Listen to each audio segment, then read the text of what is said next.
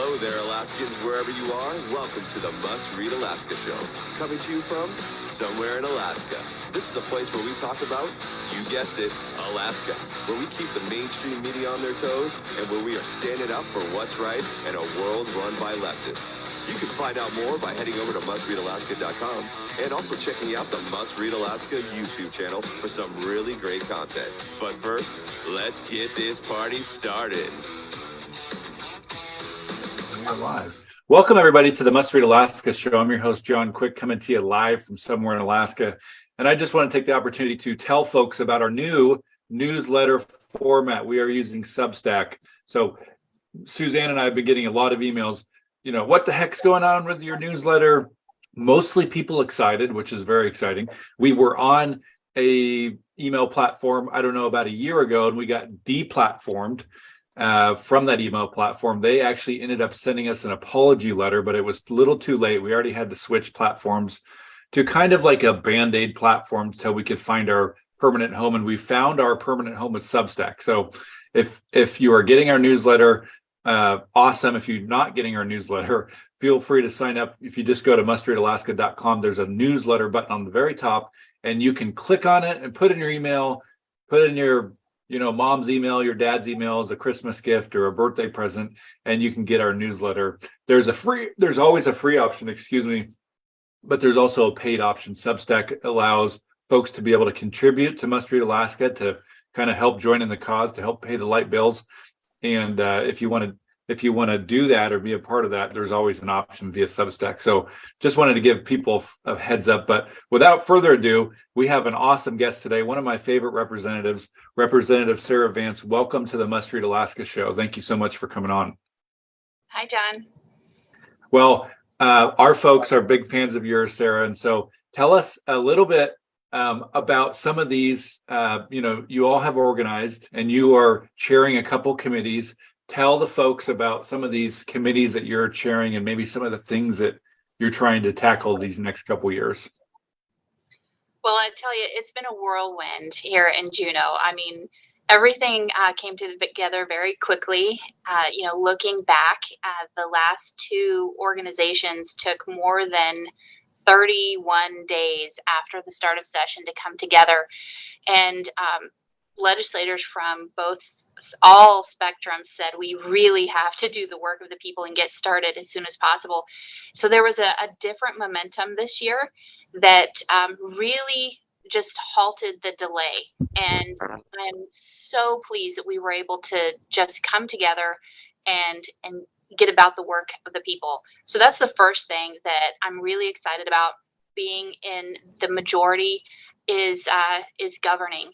And so I have been bringing my office together and organizing meetings. I'm now the chair of Judiciary and of the Special Committee on House Fisheries. As you know, that's very important to my district. Mm-hmm. And I'm working on what my first meetings will be. Our first committee meeting for House Judiciary, will be on Friday. We're hearing two bills after we do kind of an introduction of different policies that the committee, I'm looking at my alaskaleg.gov if you want to follow along on legislation.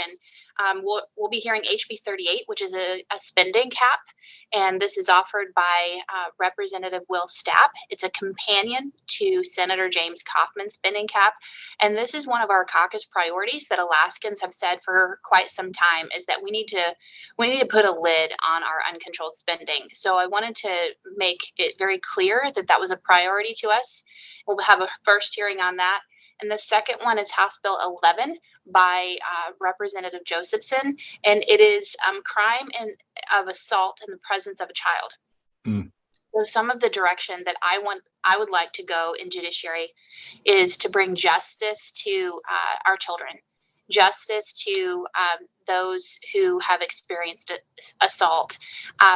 We passed an incredible domestic violence and sexual assault bill last year, HB 325, that redefined consent. Incredible work, but we still have so much to do. But there's been little conversation in the past 4 years that I've been here about protecting children, and I think it's way past time. I like that. I think that that's one of those things that's always a good thing to go and do. It's probably heartbreaking to do some of that work as you hear the stories of, from kids or about kids that have been abused or victimized. So I applaud you for doing that kind of work. Let's talk a little bit about the fisheries, or fish in general. There seems to be, here on the Kenai Peninsula, at least I can say, where all the boats are parked there down in Kenai, it seems to be a whole lot less fishing these days than it looked like 10 years ago. Do we have any hope for just fishing in general? If somebody lives on the Kenai Peninsula, what's your take on the future of fishing in Alaska? I believe we do, but I'm also a Pollyanna. I like to be optimistic, but it does come down to good management and really being able to share the resource. I want to make sure that from a house fisheries perspective is that we are having conversations about all the fisheries across Alaska and protecting the resource. That's our ultimate goal, so that everyone can have fish in their freezer and food on the table. That's the ultimate goal for Alaskans, and I believe that there's room for everyone. So I'm looking at the makeup of my committee and hoping to have a regional representation as much as possible and be able to have those conversations. I have not yet scheduled fisheries committee meeting, but I'm looking at my first meetings to be on the bycatch task force to get an overview. That sounds amazing. I love that you're going to tackle bycatch. Everybody, it's like something that I feel like is one of the root problems of fish in Alaska is this trawler bycatch. So can you just briefly tell people, because some people don't even know what that is and why you're tackling it? Well, if we rewind, maybe it's been 2 years ago now that Alaskans really started saying, "Hey, what's going on here?" The reports that we're getting is really detrimental to our fishery. And I had been writing letters to the North Pacific Management Council, who manages our federal waters in Alaska, on the importance of abundance-based management. Because what was happening is that the trawl fleet that does the large industrial scale fishing in the waters off of Alaska was taking more incidental halibut than what our directed mom and pop fisheries get to harvest to all put together. And Wow. That to me, that's just not fair. Yeah. And it's what they're throwing overboard is more than what our guys get to harvest. So I started having the conversation saying we need to make all things equal, because we're not protecting the resource and we're not really giving everyone a fair shot. So I've been a voice of that and started to look at more of the impacts and listening to the voice of the people. So I asked the question of the state, are there any directly impacts of bycatch on our in-river use? Because we know what's going on in the Yukon, that the natives, the locals were not able to fish up there for the past couple of seasons. And that's their main, salmon is their main source of protein. And then, up in the Matsu, the Susitna drainage has, because of the northern pike, has had issues for a long time. Obviously, that's not bycatch related. But in my mind, we are focusing our harvest by individuals and by our local fishermen on a few key areas, and it's really putting a strain on the system. So I want to know what the overall impact is, and that's the questions that we're going to be asking is, what conclusions did they come to with the bycatch task force? If they could give an overview, and where do we go from here? People want action. They're tired of all the talk. They're tired of more task force. We need to figure out what it is that we can do to put things going in the right direction. I love it. So if you're what we consider in Alaska commercial fishery, which is like two guys in their boat, or a sports fishery or sports fishermen, y'all need to think about maybe stop suing each other and look at these big bycatch situations that are really, in my opinion, the thing that is killing fish in Alaska. So way to go for wanting to tackle that. Let's talk about one of your bills, which is very exciting. I'm very hopeful that it gets some steam this year, because I think that it's a byproduct of what we had to go through, what some people experienced during COVID. Your No Patient Left Behind bill. Talk to us a little bit about it and what it means for somebody who, potentially has a family member in the hospital. So, John, we've talked about the No Patient Left Alone Act before, and if we rewind a little bit to a third special session, I forget what year now because they kind of all run together in my mind. I passed that as an amendment on the floor to a telehealth bill. And there were a couple of other medical freedom amendments that were gaining momentum, and people got nervous. And so they pulled the bill, essentially killed it, and therefore killed the opportunity of a person to have an individual to have a support person at their side when they're in a healthcare facility. So I introduced the bill again, and it received no hearings this last term. Surprise, surprise. Yeah. So I've been working on just really what's the best approach with that bill? What's going to ensure that individuals can have a support person by their side, whether that's a family member or a loved friend in a senior home, a hospital, long-term care. It doesn't matter where. If it's a medical facility, they should be able to have someone there, whether they're going through surgery or at end of life. So I looked at what other states were doing, and there have been several states who've successfully passed different models. And so what the difference is that you'll see this time is that I've included the words in person. I didn't want hospitals to say, oh, well, they're having their loved one there through this iPad. I specifically use the words in-person support. And then I also included a civil liability. If the healthcare facility does not follow the law, then an individual has a right to file suit. Yeah, if people can remember during COVID, I'm sure the families that went through it remember, people had family members dying in the hospital, whether it be from COVID or cancer or anything that was happening during COVID.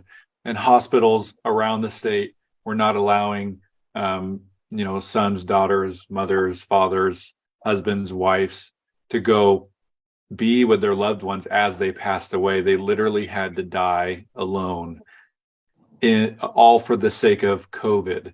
And so I think that this bill is awesome. It's heroic, and I hope it gains some traction and it passes. So tell me about this next bill, which is very fascinating to me. We talked briefly about it before we started here. School district healthcare consolidation. This seems like a impossible beast to tackle, but you're going for it. So talk to me a little bit about what this bill is.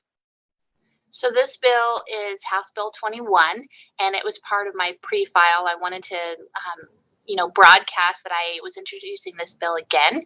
And this allows school districts, municipalities, and the University of Alaska to consolidate their healthcare with the state's healthcare plan called Alaska Care. It just creates a larger pool of people being able to hopefully save money and access a great healthcare system. Some of this of our smaller school districts are really struggling to provide quality healthcare for their teachers, their employees, and that's impacting recruitment and retention.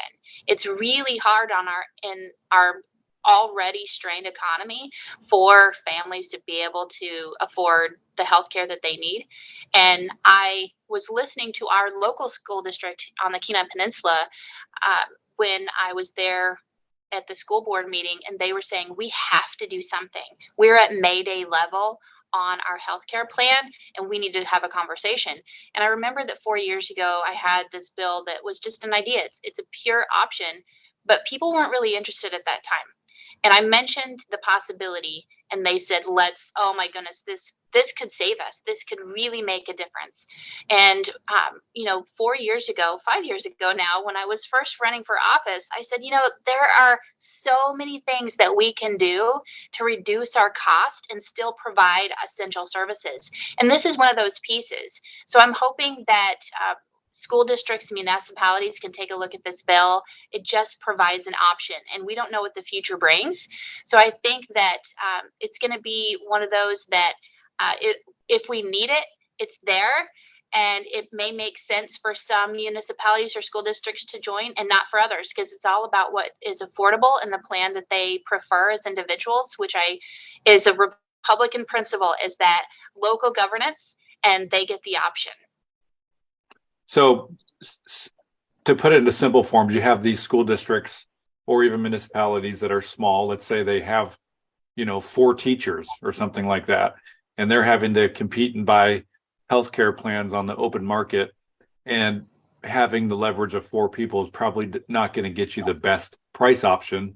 So you're pooling some of these opportunities to create a price point that could be potentially lower / competitive. Yes.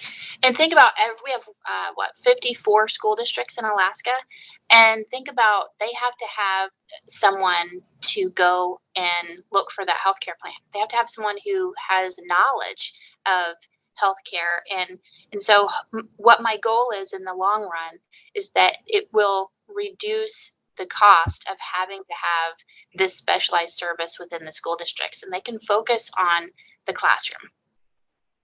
Well, that's exciting. So, the last 5 or 6 years have been a little bit of a lackluster opportunity for folks that are on the conservative slant. They feel like, not much has got done, not be it any fault of specific individuals, but just, we've been in the minority for a while. And so it's hard to get stuff done being in the minority. So what's the temperature like in Juneau now?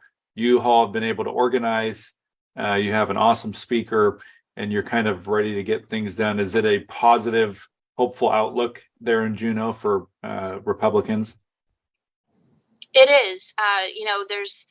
It's very measured, because we know that we don't have an overwhelming majority, and we also have an interesting makeup in the Senate.